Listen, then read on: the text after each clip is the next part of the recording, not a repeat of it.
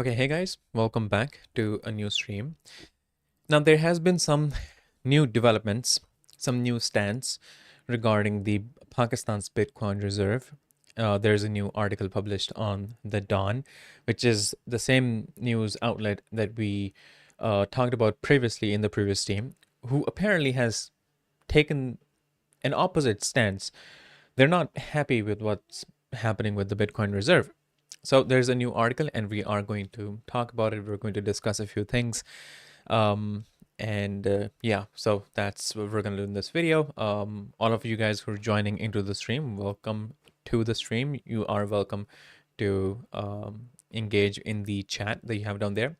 Now, without any further ado, we are going to start talking about the the Bitcoin reserve and the hypocrisy that there is apparently, because Pakistan still have not legalized crypto. Engaging in crypto transactions is still illegal in Pakistan, but the government has announced not only the creation of the Pakistan Crypto Council, but now they have announced Bitcoin Reserve, Bitcoin National Wallet. All these things are encouraging people to start adopting crypto, to start engaging with crypto. But still, it's not legal, and it has been confirmed and notified by the state bank, which is nowhere involved with this whole Pakistan Crypto Council or the Pakistan Bitcoin Reserve, which it should be the concern of the state bank, but apparently it's the government and the Pakistani Crypto Council that is dealing with all these matters and not the state bank.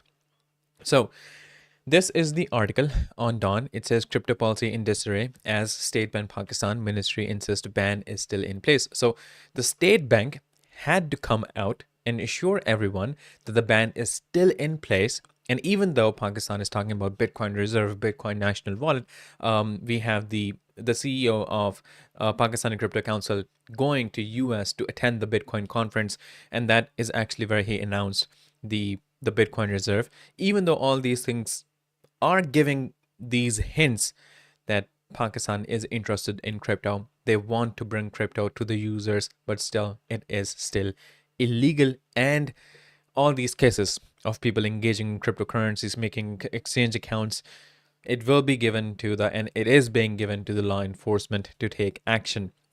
So, this is from, I'm not sure, through an executive order to explore digital, so a cryptocurrency ban is still intact under State Bank of Pakistan and SEC, that is the Pakistani SEC, Security and Exchange Commission regulations.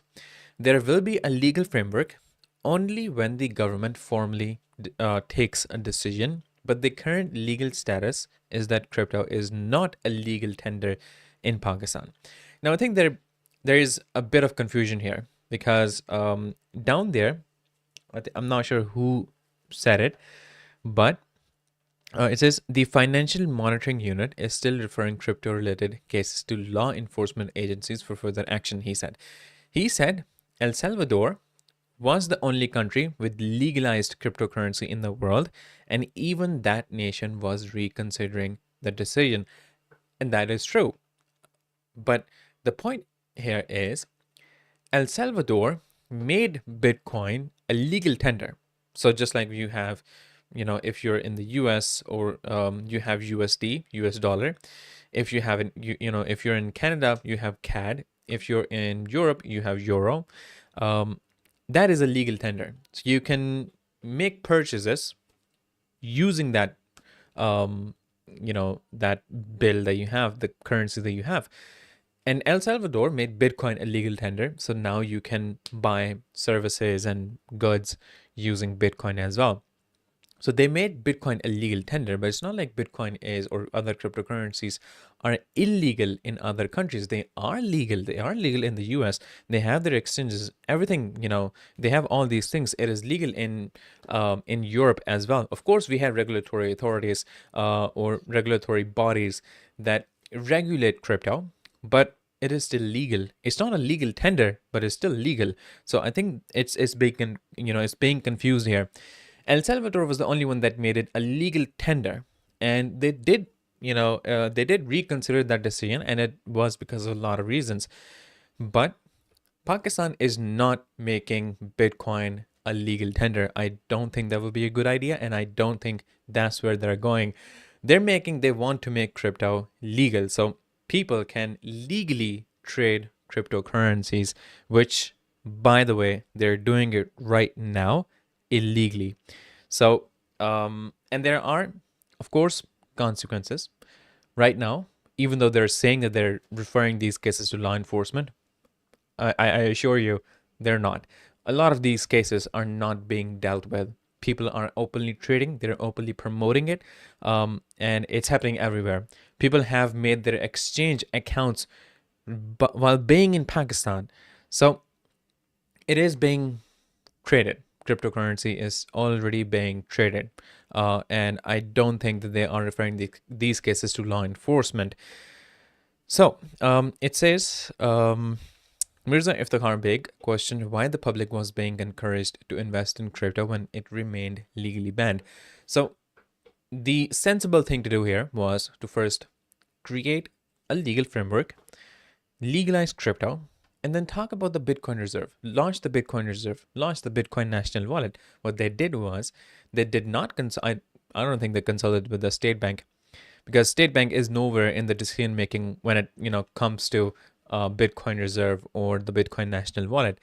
They should have consulted with state bank. They should have legalized crypto first and then launched the Bitcoin Reserve, because right now they're giving a mixed signal. It's like the Pakistani Crypto Council is acting as a separate and a standalone entity and making these decisions on its own. The government is making these decisions, on their own, which is not, how things should go. They should happen in a harmony. They should synchronize their efforts and the messages that they are, spreading to the audience.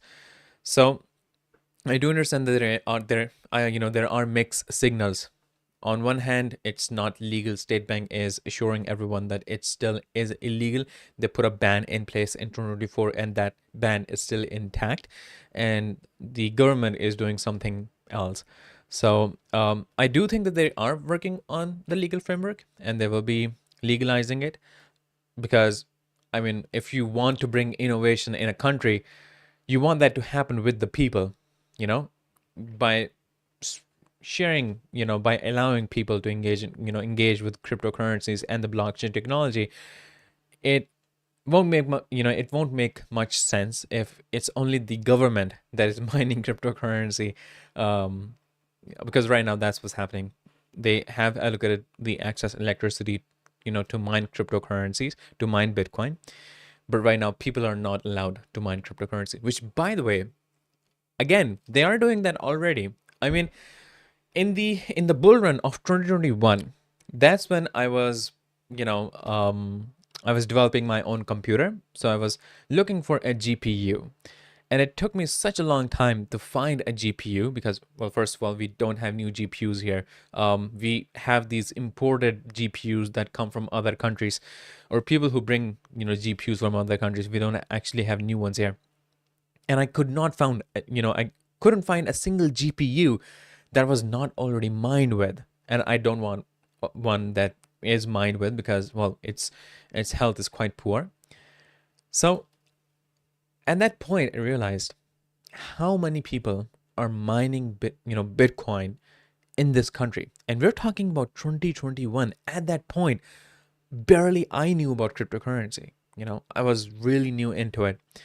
And people were already mining Bitcoin. They were using GPUs, everything that they could, get their hands on. They were using it to mine Bitcoin. So that, if it was happening at that point, it still already is happening. So moving forth, it says Mohammed Mubin wondered why the government was dealing with the subject of Bitcoins and cryptocurrency instead of the state bank, which makes sense. It should be the state bank that should be involved in this. Now, it says, in fact, the Financial Monitoring Unit, FMU, is still referring crypto-related cases to law enforcement. We already talked about this. Now, this is from an MNA, a politician, Sharmila Faruqi, she argued that Pakistan needed to regulate crypto to prevent money laundering, especially after its exit from the Financial Action Task Force grey list. Now, this happened quite recently.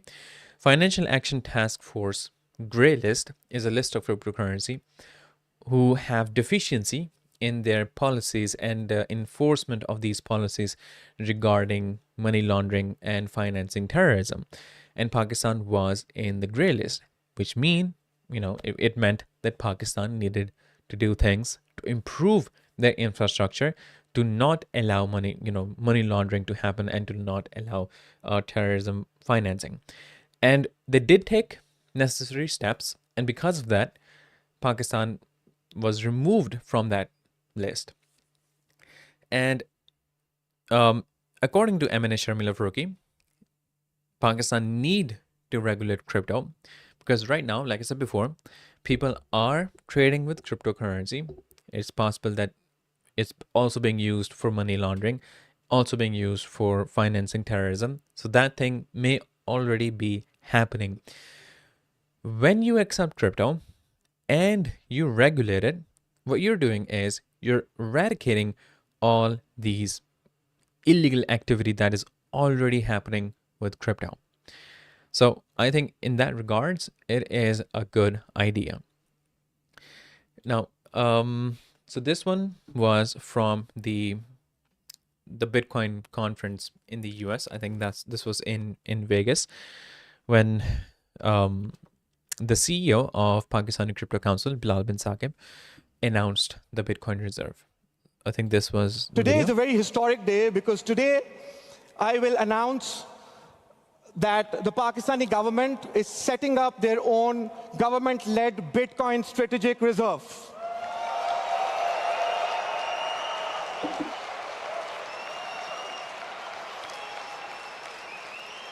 And we want to thank the United States of America again because we are getting inspired from them. And this wallet, the National Bitcoin Wallet, is not for speculation or hype. We will be holding these Bitcoins and we will never, ever sell them. Okay, so they're actually, I think they're copying, and it's not copying, they're inspired by what US did regarding Bitcoin and cryptocurrency. Is first of all, you will have the Bitcoin reserve. You will be using the excess electricity to mine Bitcoin, and those Bitcoins will go into the reserve.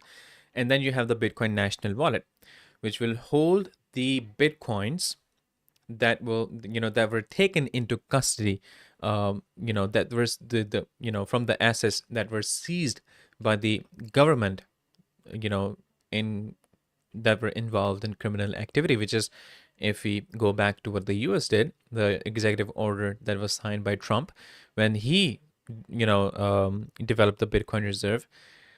It's not that they are going to convert USD into Bitcoin, purchase Bitcoin, and then put them in reserve. They will be using the Bitcoin that is in the custody of the federal government, which was procured from illegal activities. So Pakistan is doing the same thing. These Bitcoins in the Bitcoin National Wallet, they will be those Bitcoin that were seized by the Pakistani government that were involved in some illegal activity. And in the Bitcoin reserve, it will be those Bitcoins that will be mined using excess electricity that is already allocated. This is the information that we know so far. Today is a very historic day because today I will announce. So this was the announcement. Okay. An official statement released by the Ministry of Finance said that the unveiling was held in Las Vegas, United States, at an event for an elite audience that included U.S. Vice President J.D. Vance and the sons of U.S. President Donald Trump, Eric Trump, and Donald Trump Jr. Now, these people, Donald Trump Jr., is also active, in the crypto market, and Trump himself is pretty active. Now, the thing that you need to note here is I'm not going against the stance that the Dawn News is taking. I think they have plausible reasons for going against it, and I do understand those reasons. Trump was not in favor of Bitcoin. If you go back, a bit, you will see him calling them empty assets, calling them speculative assets, going against crypto as a whole. So he was not in favor of crypto. But then something happened, something switched, and he, out of a sudden, became pro crypto. And that was part of his election campaign. Now, of course, we won't have any concrete evidence of what happened, why he switched, but it was obviously in his benefit. It was not that he was in favor of crypto, it was that at that time, he needed to be in favor of crypto. Maybe he needed votes from people who are in crypto, who wants favorable regulations for crypto, and they wanted a pro crypto president. He knew that they were in desperate need to have a pro crypto president, and it would guarantee that all of these people vote for him. It's a huge audience. Now, that's one thing. There's obviously other reasons as well, which I think, when you're leading an election campaign in the US, you need a lot of funds, you need sponsors, you need support from influential people. And these people, they're wealthy people. But what's common between all these people is not just that they're wealthy, is that they want to become wealthier. And crypto is a pathway for it.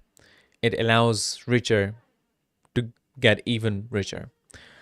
And having Trump to get in favor of crypto would obviously mean that people who were hesitant will now not be hesitant and get into crypto, put their money in crypto that they were holding back because they were scared of the regulations. So I think it could be one of these reasons. But the point is, he was not in favor of crypto before, but out of nowhere, he suddenly became pro crypto. And his stance can switch at any time. I think it's reasonable to believe, and it definitely is in the realm of possibilities that he may switch afterwards. So, Pakistan is following the footstep of US, right? And what happens if US turns its back, or if the next president goes against crypto? Right now, I think they're only doing this to get in, to get in, to have a good relationship with the US, But what if that stance shifts? I think they should consider the possibility that this may happen. So, regarding this, I think this article, I think they have plausible reasons to go against this decision. And right now, you can definitely sense the hypocrisy in the air that is being, they're developing the Bitcoin Reserve, the Bitcoin National Wallet at a time when Bitcoin is still illegal in the state. And we have no idea when it will become, when it will be legalized. So, to all those people who are interested and who are in Pakistan, refrain from trading cryptocurrency, because right now it's a hot topic. So it is pretty reasonable to believe that these cases are being given to the law enforcement, which may not be the case before, but right now, like I said before, it's a hot topic. So they could be getting more strict in this regard. So don't trade cryptocurrency. Don't make exchange accounts. Just wait and see when they legalize it. But yeah, so this is the current situation regarding this whole thing, and it's only a matter of time when we see what happens if this executive order to develop a Bitcoin reserve is reversed, or they legalize crypto. It can be one of these things, but not both of them. But yeah, this is all of you guys in this stream, and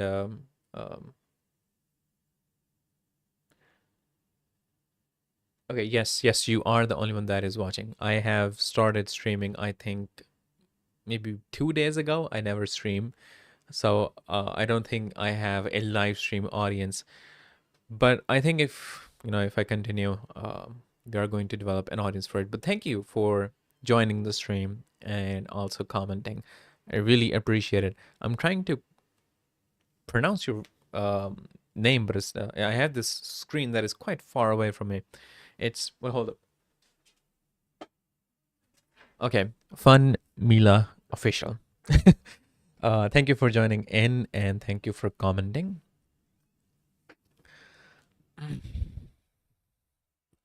Actually, I think you could be one of the first people. I have people joining in and then leaving, but I think you're one of the first few that actually said something in the chat. So thank you. But yeah, I think this is all of you guys in the stream. For now, I'm gonna put a stop to this topic of this whole Bitcoin reserve and everything else, and we're gonna focus more on the current market, the hot coins, and the technical analysis of cryptocurrencies of your choices.